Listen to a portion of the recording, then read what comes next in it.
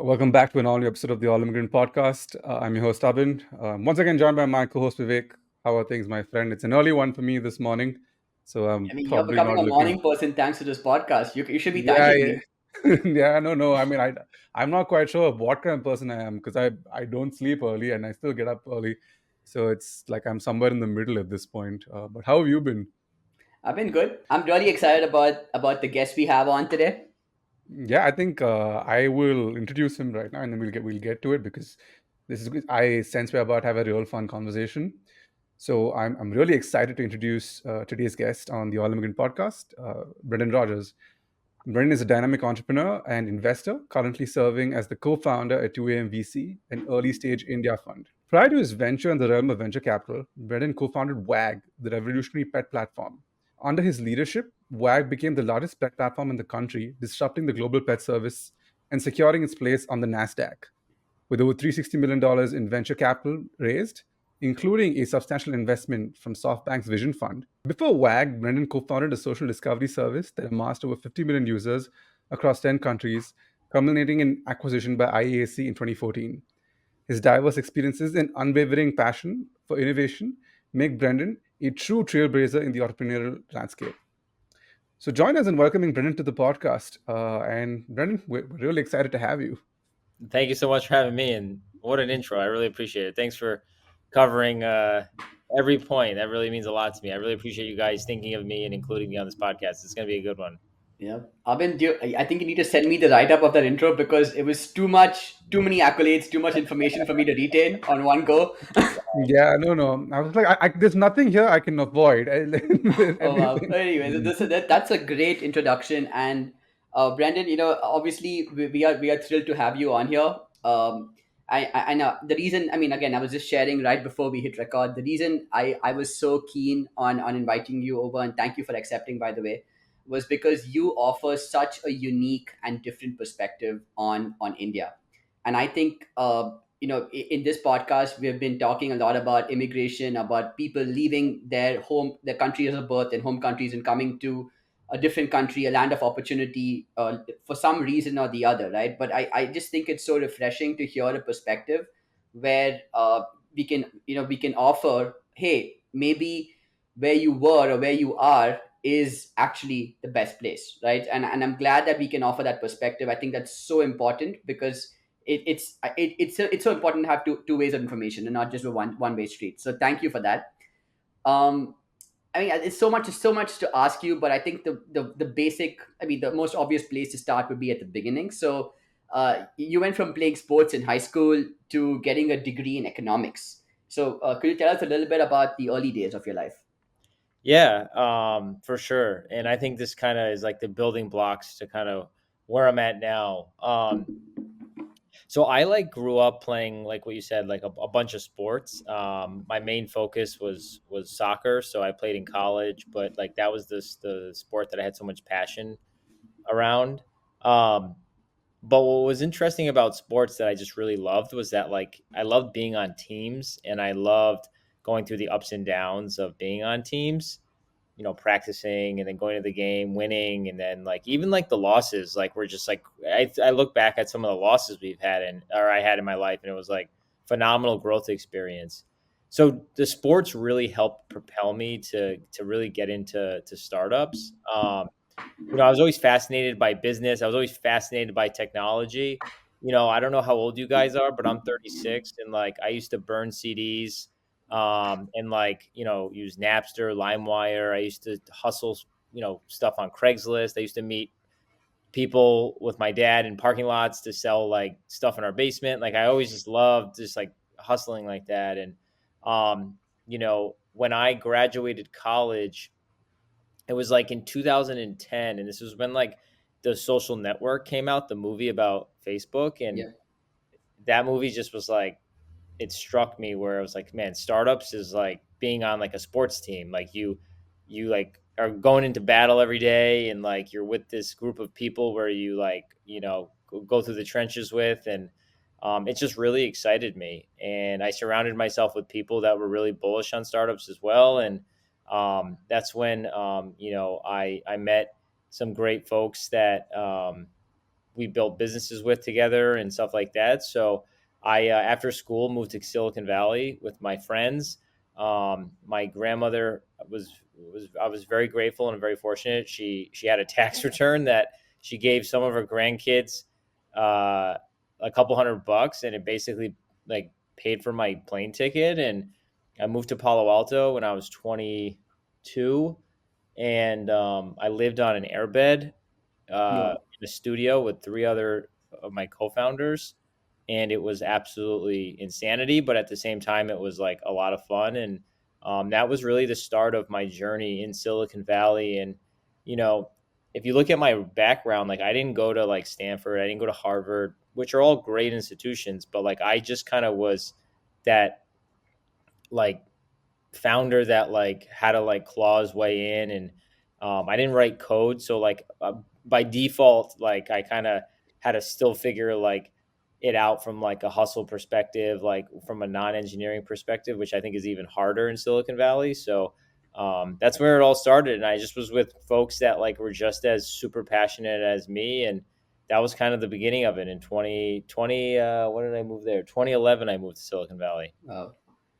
Yeah. So, I And mean, how are you? What's the perception like in Silicon Valley? Because obviously, Silicon Valley is filled with people who come from your Harvards, your Stanfords, all engineers who've spent years coding, and I assume there's almost like an old boys club kind of a situation that exists in circles. So, you coming in as a total outsider, not from a big university, not having what one would consider the prerequisite skills to survive in Silicon Valley. Did that play a part in any of the early struggles you faced in your time there? That's a great question. Like it definitely there's definitely a boys club for sure. Sure. But there is also like I also figured out that like there's amazing people that started businesses that are not in these that are not in these boys clubs. And I remember the first day I got to Palo Alto, I went to Microsoft, and it was a free event, and Naval Ravikant was speaking. And that was just like something that was like so eye opening. And the community of people there, like it was just like mostly just engineers and product managers, and people just love tech. And you could just tell that like it didn't matter where you went, and I felt like accepted kind of immediately.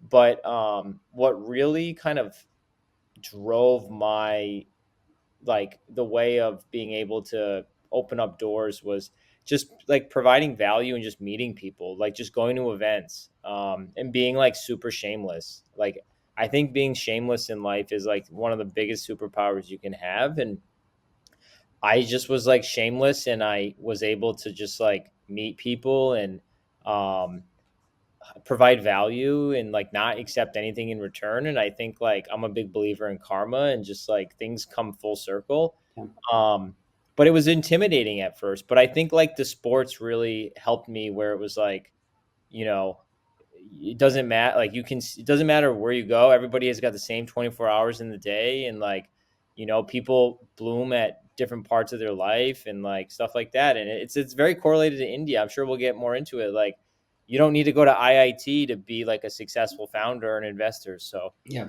yeah. That's awesome. So it seems like there were so many challenges. You were. I mean, even though it was Silicon Valley, you were almost like an outsider to it. But you came in. You overcame adversity. You founded a company. You took it public, right? So I think there's been a great journey there. If you could just share a little bit about.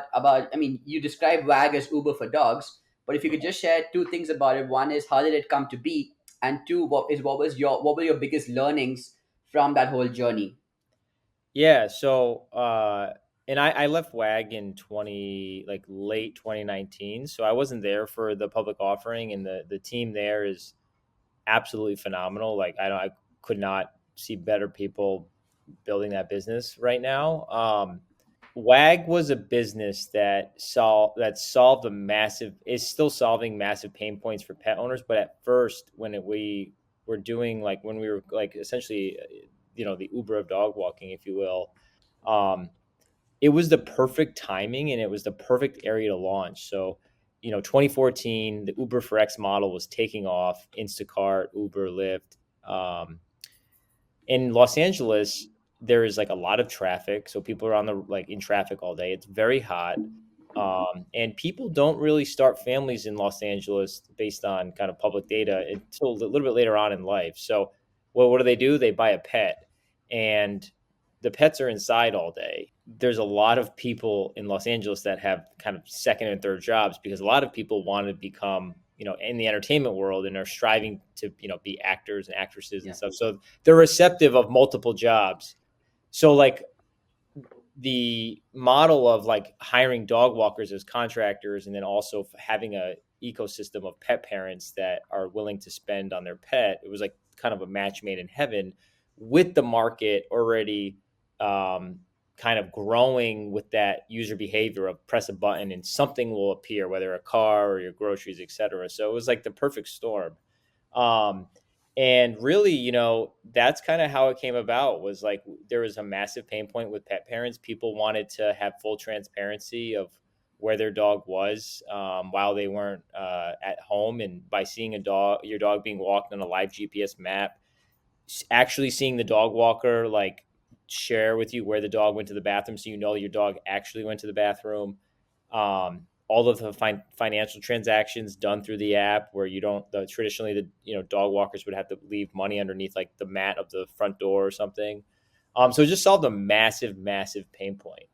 Um, and in parallel, the pet market and also like the total TAM of the pet industry in the US has consistently grown exponentially since 2014. I think in Yeah. COVID, 1 out of 3 people got a pet.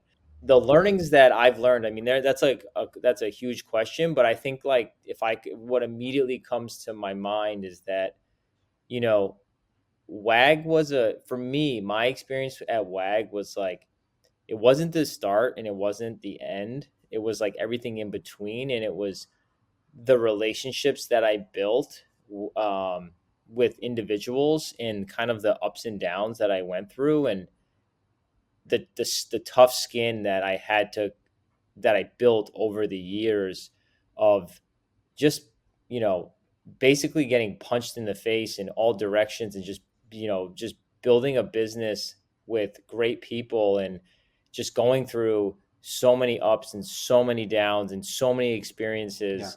Um, that has like you can't learn that in school, and I think that has prepared me for what I'm doing now by investing at the earliest stages.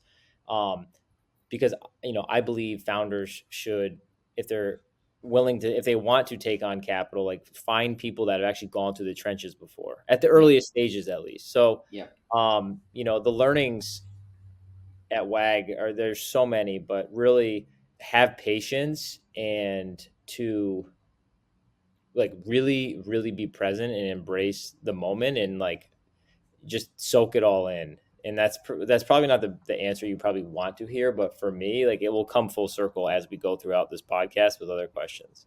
Yeah. No, and I think that's so important. What the one thing for me that stuck out is when you said it's not about, I mean, the education and stuff is great, right? But the one thing that business school doesn't teach you is probably emotional toughness, right? And resilience, which is what you alluded to, right?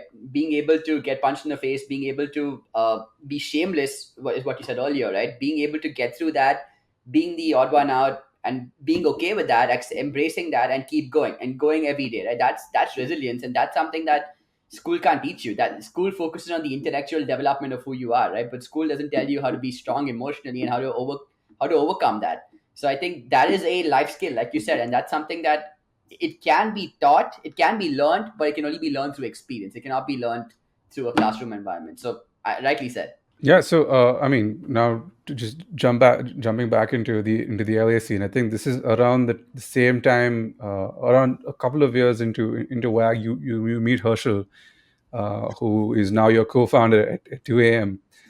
What was that meeting like? And then, what was it about India that attracted you, and how did 2 a.m. VC come to be? Yeah, I love sharing this story. Mhm. So India to me, like even before I met Herschel, I was just like one of my like big like role models and investors that I look up to is a guy named Lee Fixel. He used to work at Tiger Global. Now he has his own fund called Edition, and he was one of like he was like the first investor really from the US that was investing in like Flipkart and like really believed in India. Um, and some of the earliest employees I've worked with kind of in my journey were from India, engineers, product managers. Um, and I had an amazing, wonderful experience. So like I always was like very much like interested in India and emerging markets to say. And then kind of like non-tech related stuff, like when I saw like statues of like Shiva or like Ganesh or like the like Hindi and how it like was written, like I just like was really attracted to it, the colors and stuff. Like it was just cool. And I was building my personal brand really. Like I just like, you know, my dad, I had a phone call with my dad one night and he was like, you know, WAG is an amazing company. But like, you're only, I think I was like 30 at the time. And he's like, like you have a whole life ahead of you. Like, are you building your network? Are you like speaking to folks? Are you meeting with people? And I was like, no, like, what is that? And that's when I started like posting content on LinkedIn and just like, because my story is like not traditional. And I saw Herschel's background and we had a mutual founder that we knew. And I reached out to Herschel as I reached out to a bunch of other people. And I met with Herschel in LA. And when I met Herschel, he was like, ironically, doing the same thing, like just meeting as many people as possible, like just providing value. And I was at the time where like I always was like kind of wanting to get into investing, but like A, didn't have the capital, and B, like didn't really have like good deal flow. So it was like, how am I going to do this? And I started just meeting like founders, and then I started getting deal flow. And then when I met Herschel, like his personality is like, he's an accountant. He's a genius. He's like an analytical genius, and he's worked his butt off his whole life to get where he is.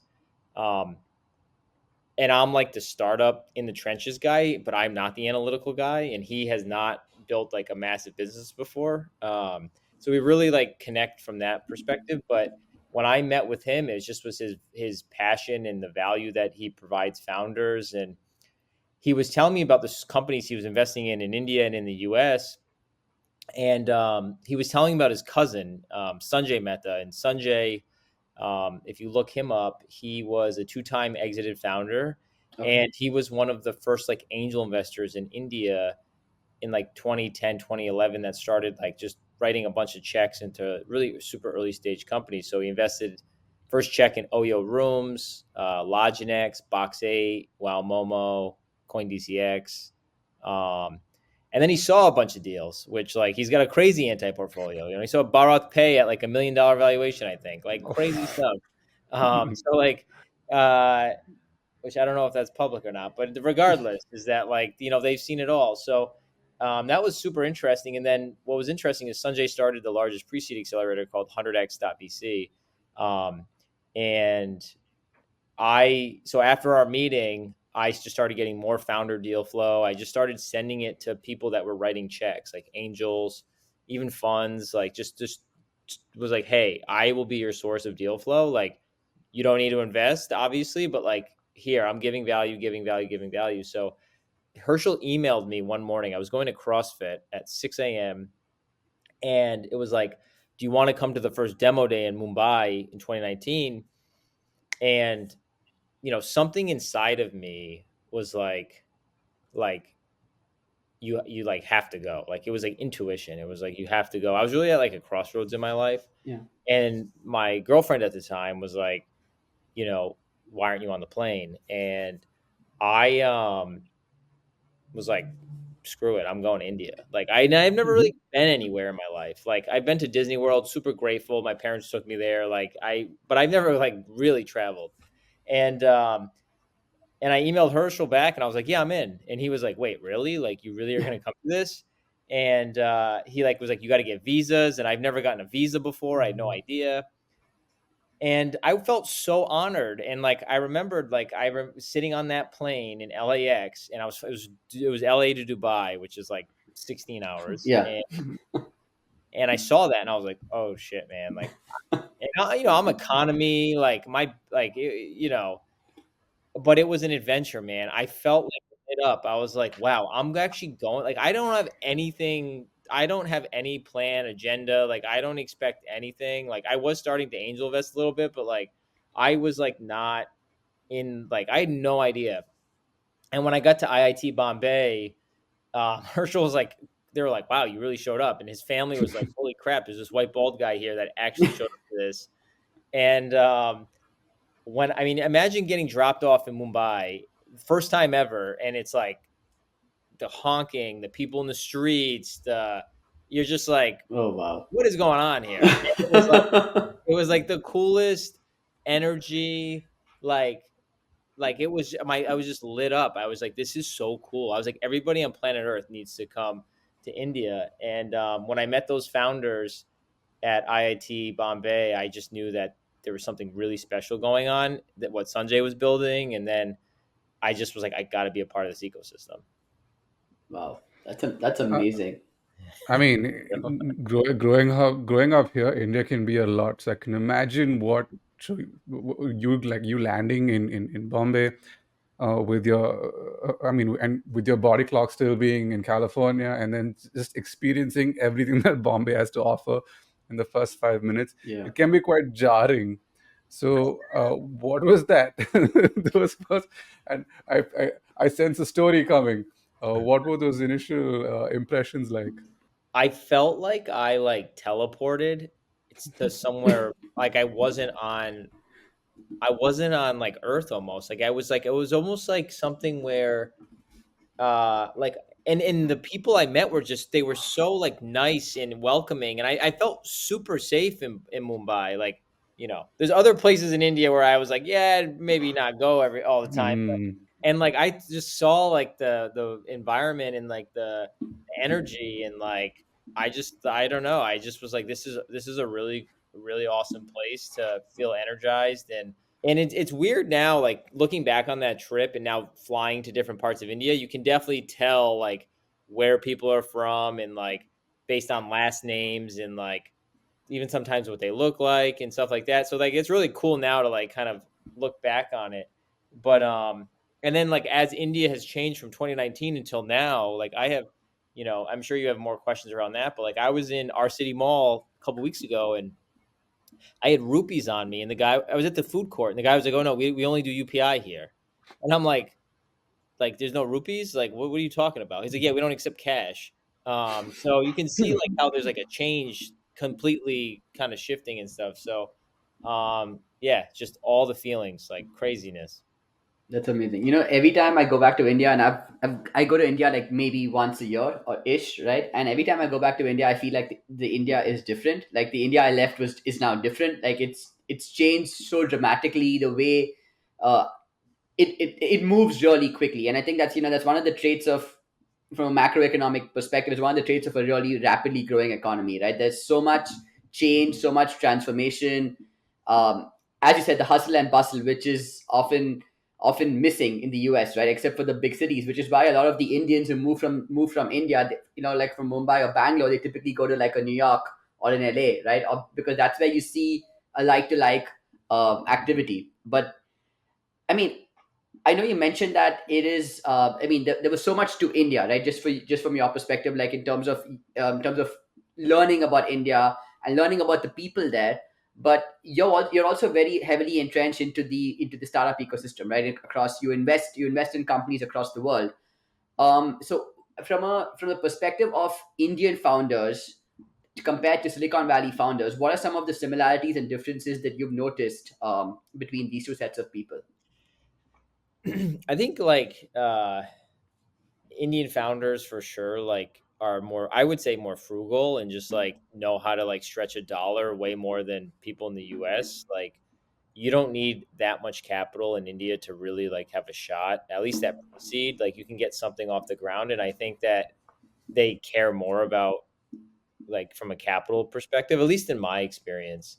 And I know you asked like kind of how 2am started, and like to kind of wrap up that question plus this question is like, you know, um, the first deal, the first deal that I sourced, like we invest in like 99% of the companies that we source. There was these two boys dropped out from Stanford, 19-year-olds, moved back to India.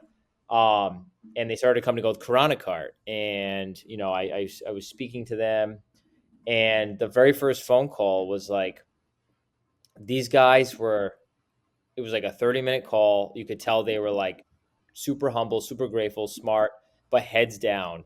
And it was like, look, like we're going to raise capital, but like we're not going to spend like we have to go now. Like we're building. Like it was Yeah. like capital wasn't a priority. Um and that mentality was like, they're like, we're using our own capital, like we're getting this off the ground first, like we're building traction first, and then we're going to go to investors. We're just like, we just want to connect, blah blah blah. And I think that mentality, I think that's like, there is a mentality like that in Silicon Valley, but in India it seems like people in India are just, they're more like, they can get their hands more dirty, like they're willing to like really kind of dig in the mud.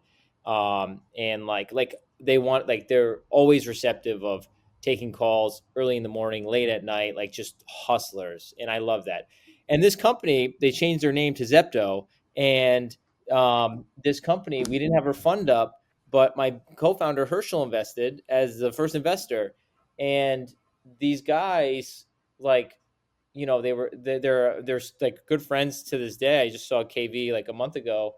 But it was the passion and the hustle, and like the fact that like, we're gonna we don't need investor dollars yet. We're just going to just get something live, get traction, and then we're gonna go as fast as humanly possible. And I think that mentality in India is correlated in many of the successful startups you see today. Like, Yeah. you know, uh, my buddy Sahil Bruna started Delivery. That guy is a complete machine. Kunal Ball from Titan Capital, he's a good buddy of mine. He started Snapdeal. These guys are absolutely machines, and Yeah. like they have a work ethic that I've never seen before. And I don't know in Silicon. I mean, people probably are going to be like, Brendan, what is wrong with you? But like, at least in my experience, like Silicon Valley, there's so many smart people, but like, they need tens of millions of dollars. They need to hire a bunch of people and get something live. And like, sure, if you can do that, sure. But like in India, man, like people are raw. People like get dirty and just crazy work ethic. So sorry for the long-winded answer, No, but but that's my thought. that's so interesting. And I've always, I mean, something to think about, right? Like the Indians who come to the US as well, they usually end up doing really well. And I don't know if it's what's in it. Is it the food we eat? Is it the work ethic? Is it the education? Because in India, the primary education system in India is very different from what it is in the US. So, or is it all of those things put together? Is it the fact that in India, when you're growing up, you see so much disparity, right? It's in your face. You can't even if you're living a sheltered life, you still see disparity. You can't grow up not seeing that. Like Mukesh Ambani has his house next to a slum, right? So you can't avoid it no matter who you are. That's really interesting how you say that, and you're completely spot on. Like, even like, but I think, and correct me if I'm wrong here. The Indian families, like in mentality, is like, they want their kids to be the best versions of themselves and really Yeah, push them, engineers, doctors, whatever it is. Like, so that's ingrained in your head from day one. And like, yeah, like you could be in India and like you see all kind of walks of life, and like yeah, you see many different things, which I think allows you to build that body armor. I grew up in middle class America, and I'm very grateful for where I grew up. But like, I didn't see things like that, right? Like I didn't. My parents, like, I got C's in college. My parents were like, "Good job, Brendan." If Herschel, if Herschel got a C, like it would probably be like, it would be game over, man. And I'm sure, Armageddon. yeah, like his No, parents, no, yeah, you guys we've all been there. yeah, and then Yeah, like we know. you guys take go to the Coda, and you guys take these tests, you study for years and like craziness. Like it'd be interesting to see. Like I feel like everybody that takes these tests in India, if you guys were to all take the SATs, you would all get perfect scores. like hands down. I I want to mean, connect. I want to connect something. I've been sorry. I want to connect a point mm, which I think might be true. Maybe I'm just smoking something. I don't know, but I mm, think the one thing I'm just connecting what you said earlier, right? You spoke about one of the most fundamental traits of or one of the most important traits you learn as a owner of a company and a startup founder was resilience, right? And I'm just tying that back, and it's emotional resilience more than anything else. And I'm just tying it back to how growing up in India, you see so much disparity, and arguably that builds like tons of emotional resilience in Indians, right? Because they're seeing they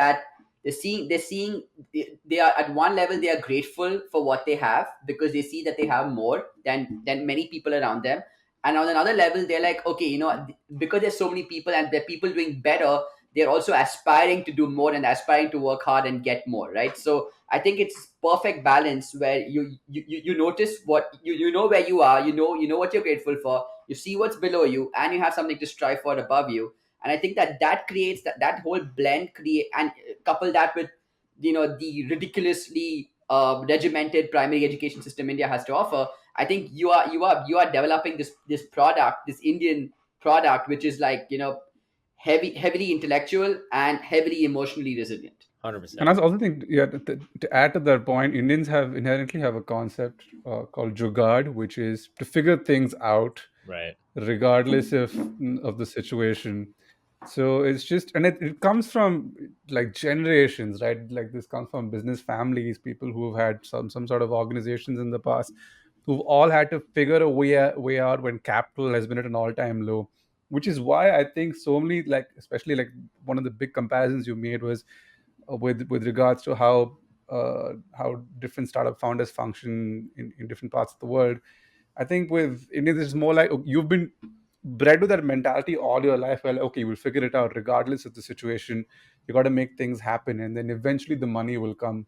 Right. Similarly, with the education, right? It's just, even you may have all the wealth in the world, and you may come from a very poor background. Education is pretty much is paramount across the board. For the poor, it's always a a situation to get themselves out of the environment Yeah. they're currently in.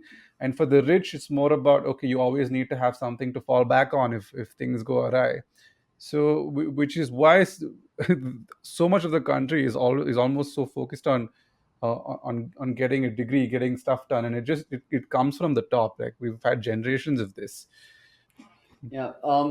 I mean, just switching gears a little bit, right? So Mm. you've been in many parts of India. Obviously, you mentioned your experiences have been pretty different depending on where you've been. So I think you said somewhere that Mumbai has your heart, but Bangalore is where you execute. So Yeah. so what is it Mm. about these two cities in particular that attracts you so much? I've lived in both, so I've seen. I probably know what Yeah. you're talking about, but I would love to get a perspective from you on this.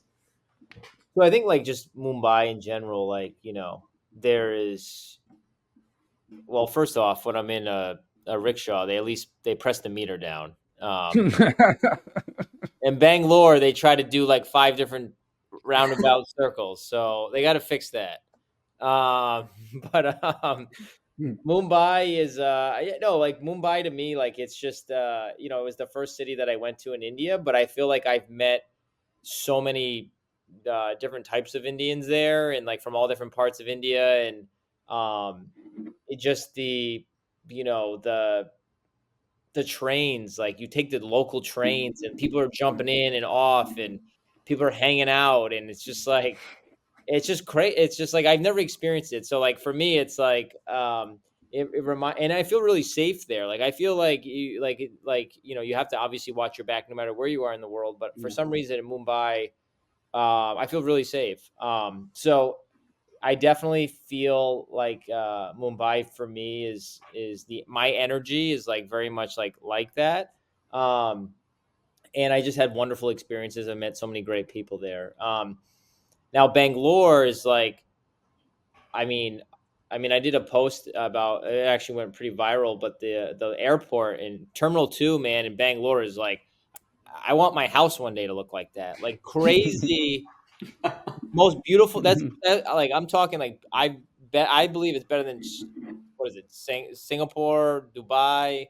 Um, Bangalore to me is just like that is it reminds me of Silicon Valley. Like when you go to Koramangala, you see like all the VCs and then like on like one road and like that reminds me of Sand Hill Road. So like Bangalore to me is like that is where all like that's where it's all happening. That's where you Yeah. go to Third Wave, you go to Blue Takai, like everybody's talking about startups. People are doing deals. I actually just did a deal when I was in the original Third Wave in HSR. Like you just Mhm. like people are just doing all the deals and stuff. So I feel like the energy that's where you have to be. All the talents there. Um, so when I go to Bangalore, I it's like all work mode. It's like meeting after meeting after meeting, meeting founders, content, meeting VCs, etc. So I really do like Bangalore's weather though, and I think like for me, Bangalore is like a lot.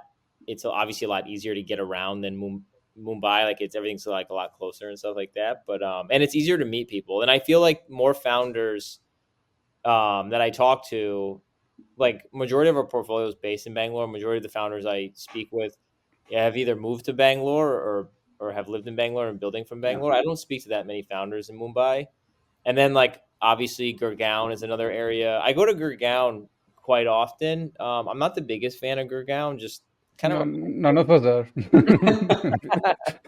um, it reminds me of sort of like a Texas almost, but like I don't know. I don't. It's not my favorite place. But I still enjoy going there. And then I'm seeing like founders build from like Indore, obviously like Chennai and Hyderabad and stuff like that. And then obviously Gujarat, like Ahmedabad with obviously Gift City, but like Ahmedabad is like crazy up and coming. Yeah. I feel like that's like the next spot. Um, and they're building a train from BKC to Ahmedabad, bullet trains, and like and we can go into like kind of why I believe in India and stuff like that, but like just the growth, like you see all these new airports, you're seeing like Bangalore completely like consistently change, built by like construction, Mumbai construction everywhere, and then you go to these all these other cities. It's just crazy. Like it's just the amount of construction and like like consistent pushing to like make a place grow. I don't Yeah. know anywhere else in the world that's doing that. Do you think it's similar to like, and I mean, maybe not the right comparison, but do you think it's similar to like China in the 90s or even United States like 20 years ago? I think the tech boom is what China was in the mid 2000s, early 2000s. That's Yeah. what India is facing going through now, 100%. Yeah. I mean, you saw like in that time frame, you saw like Tencent, Rakuten, obviously you got Pinduoduo. You got all these Alibaba. Obviously, like you had these Mhm. companies like early 2000s. I know Pinduoduo probably started later, but like they're like when Alibaba started and Tencent and all this stuff, like um, those similar trends are happening in India now, obviously there's many reasons why, but you have like obviously access to the internet, like and now you go to tier 3, tier 4 India, you have like really fast internet, like Yeah. I think Geo did a phenomenal job. And like you have like this Gen Z population where like I believe this Gen Z population in India is like absurdly like risk free. Like it's a different type of like Indian that I've been kind of introduced to in the past, where now parents are like more a little bit more lenient on like what the kid wants to do and stuff, and like Gen Z India is just a whole other beast. And like as consumption grows within Gen Z India, premium consumption's growing in like the tier 1 cities, and then consumption's growing in Bharat, like within Gen Z. And Yeah. like I just feel like that's just consistently gonna it's the largest population in the world is Gen Z India. Yeah. So really betting on that population. And even like and correct me if I'm wrong here, but like historically, it seems like people in India were not receptive to debt or credit and all this stuff. Yeah, Now, far from it. Mm. exactly. Now Gen Z is like all about like their credit cards and all this stuff. So like the mind is now, changing a little bit. Yeah, and I think that's what India needs, honestly, because like the US started growing so much because of consumer driven spending. And I think in the US people spend beyond their means, and that's normal, right? But in India, people, I mean, generally Indians are more conservative. We rarely spend more than what we have, right? And that's the credit card concept becomes tricky, and it didn't take off for many years because of that reason. But now it is taking off, and that's great. But I think a lot of consumption driven growth is going to come out of it, which I think is what the country also needs, in addition to all the government spending that the government is doing right now. 100%. Yeah. I mean, now this is more tying back into the points you made, about how you seem to be very bullish and positive in your outlook on India. Yet at the same time, the brain drain situation is quite high. There are a lot of a lot of Indians migrating to the US and to other countries every single day. So, to the Indians seeking to come to the US who are already in the US, what's your message to them, if any? I would say um, get a plane ticket right back to India. If you have any itch, if I would say to any Indian that moved to the United States for an engineering job or whatever the case may be, if you have like an itch in your body where you're like, I want to start a business at some point in my life, um, I would say there's no better time than to start a business in India. I think that yes, you can start a business in the US and be wildly successful, etc. But if you're optimizing your chances for success in terms of like, building a team, raising capital, being in a market where there's a lot of industries and sectors and pain points that you can solve that have already been solved in other parts of the world that have not been solved in India. I would say you should consider coming back to India or building a team in India but operating it from the US or something. Um, Look, if you're an engineer in Silicon Valley or in the US, and you're from India and you're on H1B, and like there's a lot of risk with H1B too, Yeah. right? Like there's a lot of that and there's some anxiety with that, but like, you know, you could take that skill set, go to India and you make like maybe probably obviously like maybe less money, but like your lifestyle would be drastically different than what it is in the US. Like, if you're a Google engineer working in Bangalore, like you're living a pretty good life. Yeah. Um, and so yeah, I would say like, if you do want to build a startup, you should highly consider doing it in India. And Yeah, I just think like just quality of like I think like it's such an interesting conversation because I speak to founders that are in India, or I speak to founders that are in San Francisco or in LA that are from India, and they're like, I'm never moving back to India. Like, I love like hearing the birds and like like actually like being like some people really do like it, but I think that if you want to optimize for the highest chances of success and you want to be a founder, I think that you should swing for the fences and, you know, try building something in India because in India right now, there's a lot of talent in India. Unfortunately, there's a lot of layoffs in the last like 18 months.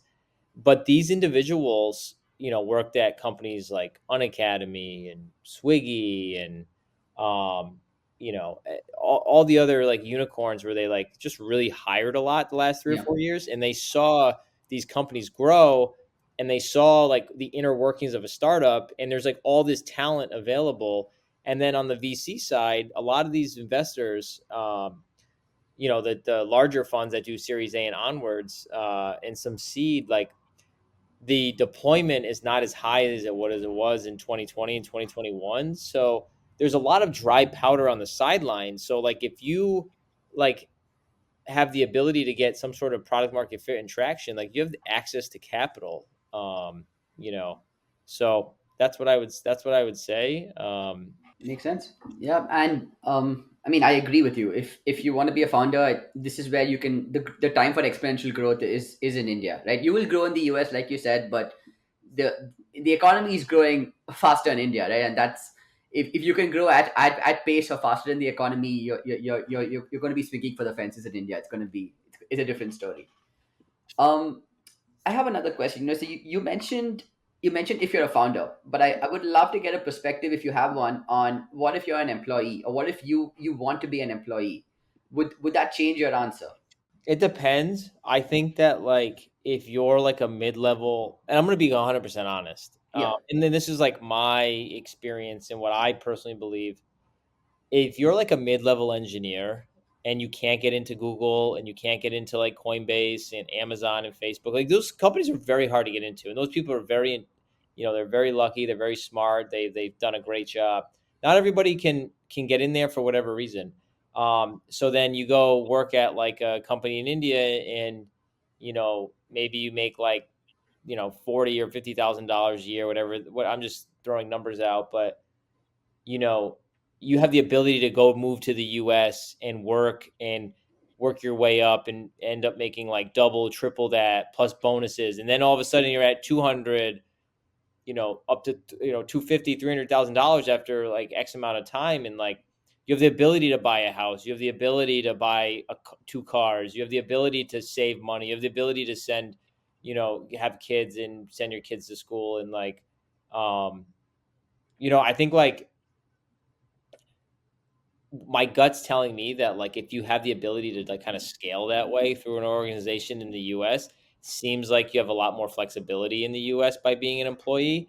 The only thing is this H-1B thing. Like I feel Yeah. like that's just like the most annoying, like anxiety driven thing, because like I correct me if I'm wrong, but like if you get let go, don't you have like 3 months to find a new job or something? Yeah, 60 days. It's 60 days now, 6 months, I believe, but it was 60 days for the longest time. Yeah, so like, and then Yeah. you have to interview, and like, like it's a process. Like, you're just not just gonna get a job right after you get Yeah. laid off or whatever. So like, I feel like that's something. So my answer would change. My answer would be like, if you are an employee, I would probably, if you have a really good, secure gig in the U.S.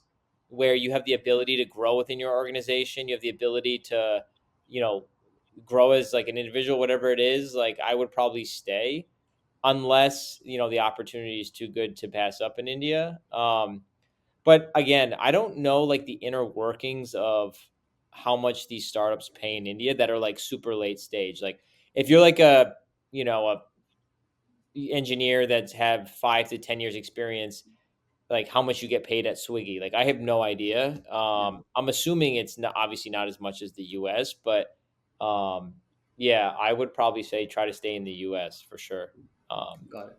yeah, and then also I will say there's a lot of opportunity in the US as a non-technical Indian. Like, I mean, you guys know, like, I have a lot of friends with their last name's Patel, and they own a million hotels, um, and they own like gas stations, and these people crush it. Yeah. And there's a lot of opportunity, like that's amazing opportunities that are non-tech related. So yeah, I feel like there's like if you're from India in the US and maybe you're not an engineer, but you have a like there's a lot of other opportunities to like grow and build a life and build a network. Yeah. I mean, candidly, that's my category. I'm a non-tech Indian living in the US, working in the US. So I work in strategy and finance. Oh, So I'm cool. yeah. So my journey is a little bit different too. But again, like there's always this. The thing about being an Indian in the US is you're always contemplating. I mean, you're always thinking. You're not contemplating. You're always thinking. It's somewhere at the back of your head. You're always thinking, should I go back, and when should I go back? And it changes. The answer keeps changing, right? When you're single, it's different. When you're married, it's different. When you have kids, it's different. The answer keeps changing, right? It's also subject to so many things. But it's an interesting question, and I think a lot of people, I know a lot of immigrants already in the US. They ask themselves this question at least once a week. So I just thought it was an important question to get out there. Well, it's interesting because I think now probably more than ever people are asking themselves, because like India is changing every single day. Like Yes. it's all over the press. It's all like you have all these reports coming out. Modi is like, people are obsessed with Modi. There's a like he's done a great job. People really like him. The country's changing, like, and I also think like this may just be me, but like, I'm single with no kids. But I will say that like when I, you know, do have kids and stuff like that, um, I feel like I mean, I want to be close to my family, and I see the Indian family bonds and the ties and like, Yeah. I'm telling you, man, I go to Gokulpur and Herschel's Gujarati, and the amount of Gujarati food I eat, and like the amount of like celebrations, and like it's beautiful to see. Like I feel like I'm accepted, and I'm super grateful for that. So Yeah. like I don't know. I mean, is your family in the U.S. or are they all back in India? Like, and if they are back in India, like, do you feel like you're missing out and stuff? Yeah, it's that's a complicated answer, right? Because my parents are in India, my wife's parents are in India, but my brother and his wife live in Atlanta. My wife's brother and his wife live in Atlanta too. So we Uh, have Atlanta, like the six of us in Atlanta, which is great. It's a home away from home. sure. So it feels like if I'm in the US, probably going to be in Atlanta for the foreseeable future. But uh, I mean, like you said, you never know, right? It depends on. I'm an employee today. Who knows where I'm going to be a year from now? But what's interesting too is like if you go to London, obviously there's a huge Indian community. If you go to Singapore, I don't know if you guys ever been to Little India in Singapore. It's Yeah. like Yeah. um, all they need It's is more bricks. Indian than India at some point. Yeah. And yeah, so there are like some pockets where I feel like you can like really like kind of get kind of included in a community and stuff like that. Yeah. So yeah. Yeah. I mean, I just switching gears a little bit, right? So you've done so much work with founders. You actively invest, like you said, you go to India ever so often, and you make investments. So what's the next few years looking like for 2AM VC, and for you personally? Yeah, so I know I was happy to share more about like kind of like our investment thesis and stuff, but yeah, so our fund one was 10 million. We're still deploying out of fund one, and we're just started raising our second fund, and so we're sector agnostic, so we invest in all different sectors. I'm very bullish on kind of in general the consumer space, just given my background and as we talked about consumption and stuff like that. So we invest in consumer businesses, within food, clothing, then we invest in education and fintech to tie it all around, and manufacturing, import, export. Like we look at everything. um for us, I'm just really excited to see more founders build massive companies that are solving massive pain points. And as the government is pushing and helping founders, and like, with obviously like UPI and Adhar and like ONDC now, it's just like there's a lot of like opportunity to build massive businesses. So kind of the next few years for us is, I plan on investing, hundreds of millions of dollars into India over the course of the next 10 to 15 years and beyond. And, there's sectors that I'm really, really excited about. And, right now we have an associate that's based in Mumbai and Bangalore. We have a head of compliance based in Mumbai. Herschel's in India most of the year. So we have like boots on the ground, but looking to really build out our team for Fund Two as well. So hiring more individuals. Um, I do a lot of like great podcasts like this, conferences and stuff like that, and really looking forward to doing more of that, and building my brand and my footprint in India. Um, but what's interesting now, and I think LinkedIn obviously has really helped because of the reach, but at first it was like Indian founders reaching out. And then the second stage was like, well, now Indian people globally are reaching out to me. And now it's like the third kind of stage is like, there's a lot of people that are like, you know, in Silicon Valley or in England or in like other parts of the world where like they're not Indian, but they like want to know about India because they're curious and they see all this stuff. So just really like educating, building my network, building my brand, building the funds brand. Um, like we our biggest advantage is that Indian founders want access to global capital, and we really provide the bridge for Indian founders to get access to capital outside of India. um, and then also like we're really excited about founders building in India but selling software into the US. Yeah. So like really helping founders getting access to early customers and stuff like that. So yeah, could not be more excited. And I think that we're just in the beginning stages. And I'm really looking forward to doing this podcast a few years in the future and kind of getting an update and stuff. So Awesome. Thank you for sharing that. Yeah, Brendan. So, I mean, that pretty much brings us right to the end. So, the floor is yours. Is there anything you'd like to shout out? And to any of the startups that are looking to get in touch with 2AM VC, is there a certain set of things that they should be doing that you're looking out for? Yeah. So, I mean, in terms of founders, yeah, please reach out. We get like so many inbound, which is amazing. Super grateful. So bear with us on time, but please feel free to email us. You can email me at Brendan at 2AMVC or just reach out to me on LinkedIn. But I would say, like, to whoever's like listening to this, like, if you're a founder, like, I think, like I said earlier, like, I think that one of the biggest superpowers you can have is like really being shameless, and being shameless in like a persistent way that's not annoying. I think is such an amazing superpower, just to be able to get through life in a way where you're confident, and you get to like just really be your true self. And also, like, I'm a big fan of like dropping the ego. So, like, when I like, there's a clear difference between being a founder and an investor. And when I got into investing, like, I knew nothing. Like I literally had to like watch YouTube videos and reach out to people and like really understand like what I'm doing. And like, I dropped the ego at the door, and like, people looked at me and they're like, "Why are you investing in India? Like, you're a white bald guy that knows absolutely nothing about India." And I had to educate myself.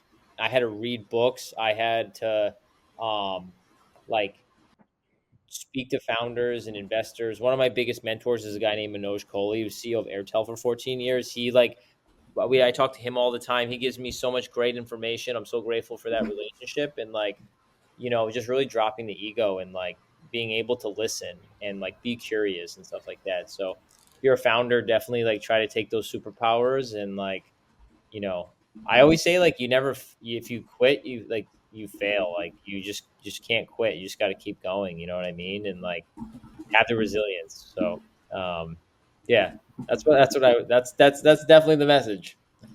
Wow, that's awesome. I mean, I think that brings us right to the end. Abhay and I want to thank you. I think it has been an amazing podcast. For me personally, I took a bunch of points from it. Some of them were, like the resilience you spoke about, the emotional resilience, which I think is so important. You gave us such a fresh, you have such a fresh and optimistic perspective on India, which I think is so refreshing. Your LinkedIn posts are very informative. I want to tell you, I learn a bunch about India from you. Like your recent post about healthcare and everything. I learn a bunch. All actually most of my information about India is probably from you, a little bit from the Economic Times, but it's largely you. So it's pretty amazing. Wow. I mean, you did stir you stirred food for thought on this continuous. Should I be an employee versus a founder discussion in my head? So thank you for that. Well, I will Uh, say, to interrupt you, I will say, and sorry for interrupting, but yeah, if that's you fine. had the ability to start a podcast, like, and reach out to people to be on your podcast, I think you have the founder bone inside of you for sure. So, um, I don't think it's a secret. Let's just say that. Yeah, yeah. No, thank you for that. There's And most nobody more excited to hear that than Vivek's mom. Yeah. and I think for me the most important takeaway is for immigrants listening or aspiring immigrants. The grass might be greener where you are, and it's something you got to think about. It's a personal journey. What are your reasons for moving, or what are your reasons to leave your home country? I think that is something that needs to be given a great deal of thought. So That's thank beautiful. you for bringing all of this up in front, and this is super important, I believe. Likewise. Thank you so much, guys, for having me. I really appreciate it. And thank you for letting me kind of speak about a little bit of everything. So I really do appreciate it. Super grateful. Thank you. Mm. Thank you, Brendan. No, I mean, we really appreciate that you took us on this journey, and like we went and we had such a fun time. Vivek spoke about the emotional resilience. I was very excited to hear about your journey and how uh, and your various experiences within the country, and generally why you're so bullish on on India for the future. So I think a lot of people who are listening in, a lot of immigrants who are currently in the US and who are kind of in the same conundrum that Vivek is going through, or possibly or even employees. I had someone reach out to me yesterday and tell me that, hey, I'm a big fan of the pod because we keep the different stories keeps us really hooked. So this is another perspective for them to discover. So thank you once again for coming on, and this has been a wonderful experience. Thank you. I really appreciate it, guys. Thank you. And yeah, I think that's us for this week's episode. We'll see you on the next one. Until then, take care. We're signing off. See you soon.